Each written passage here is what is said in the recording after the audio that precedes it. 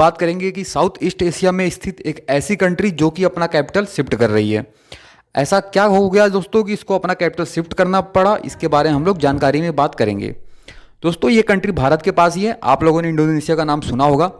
ये काफ़ी beautiful city के नाम से जाना जाता है। यहाँ पर जावा आइलैंड और जकार्ता आइलैंड दोस्तों काफ़ी सारे आइलैंड से मिल के बना है ये कंट्री। तो भी ऐसा हाल ही में क्या हुआ दोस्तों कि इस कंट्री को अपना पूरा का पूरा कैपिटल ही शिफ्ट करना पड़ा। तो आइए बात करते हैं। दोस्तों बात करें तो इंडोनेशिया की जो पहले कैपिटल हुआ करती थी वो दोस्तों जकार्ता, जो कि एक आइलैंड का हिस्सा है। और दोस्तों जकार्ता में यदि दोस्तों मैं बात करूँ फेमस सिटी, तो आप लोगों ने जावा द आइलैंड नाम का सुना होगा, जो कि जावा सी में ही लाई करता है। तो अब ऐसा क्या हुआ अचानक से दोस्तों कि जावा को भी लोग छोड़ के जा रहे हैं और जकार्ता जो एज अ कैपिटल था इंडोनेशिया का उसको भी छोड़ के लोग जा रहे हैं। अब दोस्तों सबसे पहले मैं आपको समझाने की कोशिश करता हूँ कि ऐसा हुआ क्या जकार्ता में। दोस्तों जो इनका पुराना कैपिटल जकार्ता था दोस्तों, वो अभी बेनीथ ऑफ द अर्थ, मतलब कि अर्थ के नीचे समाया जा रहा है। मतलब कि आप सिंपली यदि समझोगे जैसे कोई घर हो और बाढ़ आ गया और घर जो है वो पानी के अंदर चला गया, ज़मीन के अंदर धंस गया, तो वही वाला पूरा सीन चल रहा है। तो इसीलिए पूरा का पूरा जो कैपिटल है इनका, वो पूरा का पूरा कैपिटल ही शिफ्ट किया जा रहा है। तो अब ऐसा हो क्यों रहा है और नया कैपिटल ये लोग क्या बना रहे हैं और क्या पूरा प्रोसेस है वो समझते हैं। दोस्तों इनका जो कैपिटल शिफ्टिंग का प्रोसेस है, वो जो नया कैपिटल इनका होने वाला है वो दोस्तों जकार्ता से शिफ्ट करके नुसंतरा होने वाला है, जो कि दोस्तों एक आइलैंड बोर्नियो में ही वो लाई करता है। मतलब कि दोस्तों इसमें 3-4 आइलैंड हैं इंडोनेशिया के, तो बोर्नियो में दोस्तों नुसंतरा इनका जो नया कैपिटल है वो शिफ्ट हो रहा है। अब दोस्तों मैं आपको एक हैरानी की बात बताता हूँ, जैसा कि जावा आइलैंड जो कि काफ़ी फेमस भी है और भारत के लोग भी जाते हैं काफ़ी घूमने वहाँ पे। तो जावा में ही दोस्तों एक गांव है जो कि बेडोनो नाम से है। ये सेंट्रल जावा में दोस्तों स्थित है ये गांव, और यहाँ पर एक समय दोस्तों 200 से ज़्यादा फैमिलीज रहा करती थी। लेकिन अभी यदि दोस्तों बात किया जाए करंट में, तो दोस्तों ये पूरा का पूरा जो गांव है वो वाटर के अंदर समा गया है। पूरा का पूरा आइलैंड में जो गांव था ये बेडोनो, और अभी वहाँ पर दोस्तों सिर्फ एक परिवार रहता है। तो आप समझ सकते हैं कि स्थिति क्या है। तो सारे के सारे लोग यहाँ से चले गए। अब दोस्तों बात करते हैं ऐसा हो क्यों रहा है और क्या है सिर्फ इंडोनेशिया के साथ हो सकता है या आने वाले समय में भारत के साथ या किसी और देश के साथ भी हो सकता है। दोस्तों इसके पीछे का मुख्य कारण जो है, सबसे पहला दोस्तों ग्राउंड वाटर का एक्सट्रैक्शन। वैसे दोस्तों ग्राउंड वाटर एक्सट्रैक्शन सभी सिटी, सभी राज्य, सभी स्टेट में किया जाता है, सभी देश में किया जाता है।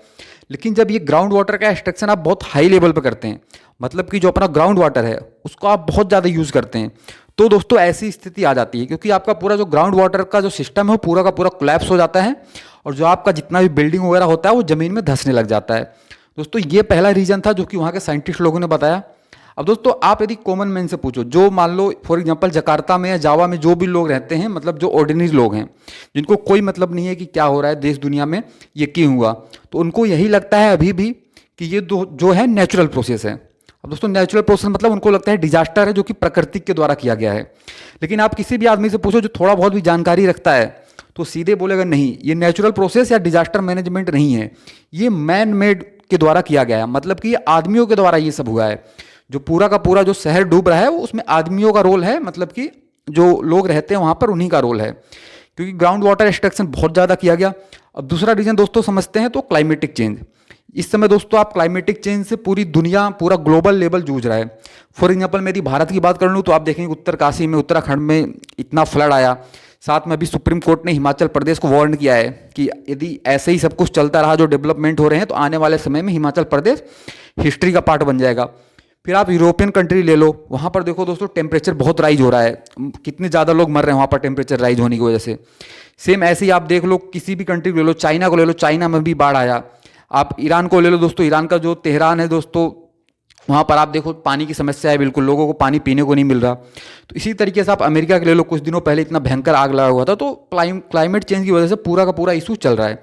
तो क्लाइमेट चेंज में दोस्तों जो टेम्परेचर का राइज हो रहा है, ग्लोबल वार्मिंग दोस्तों हो रहा है, पेड़ काटते जा रहे हैं, कार्बन डाइऑक्साइड बहुत ज़्यादा बढ़ रहा है, इससे क्या हो रहा है टेम्परेचर राइज हो रहा है। और टेम्परेचर जब राइज हो रहा है दोस्तों, धीरे धीरे क्या हो रहा है, ग्लेशियर का पिघलना हो रहा है और इससे क्या हो रहा है, वाटर लेवल राइज हो रहा है। समुद्र में जो वाटर है उसका जो लेवल है वो बढ़ रहा है।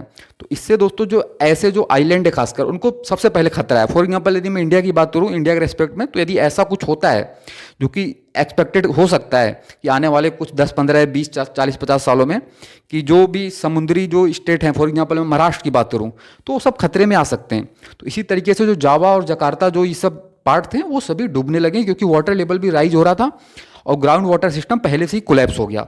तो अब आने वाले कुछ ही सालों में दोस्तों, अभी तो एक परिवार जैसा कि मैं आपको बोला वहाँ पर रह रहा है, तो आने वाले समय में पूरा का पूरा खत्म हो जाएगा। अब दोस्तों क्या प्लानिंग है इंडोनेशिया गवर्नमेंट की, तो अभी दोस्तों इंडोनेशिया गवर्नमेंट की जो प्लानिंग है वो अपना जो नया कैपिटल बना रहे हैं उसमें दोस्तों पूरी तरीके से जो रिसोर्सेज होते हैं, फॉर एग्जांपल जो नेचुरल रिसोर्सेज होते हैं, जो नेचुरल रिसोर्सेज मैनेजमेंट होते हैं, सस्टेनेबल डेवलपमेंट की तरह वो लोग जा रहे हैं। अभी जो ये रिलोकेशन कर रहे हैं दोस्तों, वो उसमें जो पूरा कंस्ट्रक्शन हो रहा है, जो नया जो अपना कैपिटल बना रहे हैं उसमें वो पूरी तरीके से नेचर का ध्यान रख रहे हैं कि कोई भी नेचर को नुकसान ना हो, पेड़ पौधे पूरी तरीके से लगाए जा रहे हैं और साथ में सस्टेनेबल डेवलपमेंट को फॉलो किया जा रहा है। अब दोस्तों ऐसा किसी भी देश के साथ हो सकता है, तो हमें पहले से ही सावधान होना पड़ेगा, नहीं तो फ्यूचर में आप देख लो ऐसी बहुत सारी कंट्री हैं जो कि ऐसे मतलब बिल्कुल समुद्र के बीचों बीच हैं। फॉर एग्जांपल मैं जापान की बात कर लूँ दोस्तों, तो वो भी 3-4 आइलैंड में बटा हुआ है। तो वो भी दोस्तों अगर ऐसा नहीं हुआ तो आने वाले समय आप देखो जापान में वैसे भी इतने सारे भूकंप वगैरह आते रहते हैं। तो ऐसी बहुत सारी कंट्री हैं, ये सिर्फ एक शुरुआत है। इंडोनेशिया के साथ जावा दोस्तों बहुत ही फेमस शहर है, बहुत सभी लोग जानते हैं जावा को, बहुत ब्यूटीफुल है, लोग जाते हैं, बीच वगैरह है तो लोग घूमने जाते हैं। बट अभी वो जूझ रहा है और कैपिटल जो हो रहा है वहाँ का शिफ्ट हो रहा है। दोस्तों ऐसी और जानकारी के लिए बने रहे हमारे साथ। जय हिंद, जय भारत, मिलते हैं अगले वीडियो में।